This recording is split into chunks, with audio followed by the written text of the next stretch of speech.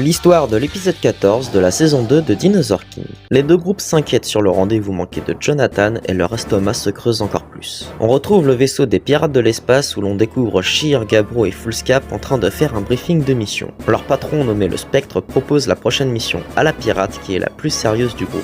On apprend qu'il existe 7 pierres du cosmos et qu'il a hâte de toutes les conquérir. On retrouve enfin le point de vue des parents qui sont inquiets pour leur sort mais aussi et surtout pour leurs enfants qui savent très bien qu'ils vont essayer de les sauver. Des robots gélatineux prennent le professeur Crétacea et le professeur Ancien pour des recherches ainsi que le docteur Drake pour soigner leurs dinosaures. Une fois seul, le docteur Taylor continue de creuser un tunnel sous sa maison pour une future évasion. On apprend le retour de Seth qui travaille avec les pirates. Il demande au professeur comment se passe l'avancement du détecteur de pierres du cosmos et ils lui répondent qu'ils y travaillent tout en indiquant que c'est de la folie de rassembler toutes les pierres. Surtout qu'avec 3 actuellement, ils ont déjà atteint une puissance hors norme. D'après Seth, toutes les énergies combinées pourront être utilisées pour contrôler le temps et de créer une nouvelle génération de dinosaures plus évolués. Il se moque des avis contraires des deux professeurs et veut juste atteindre son but.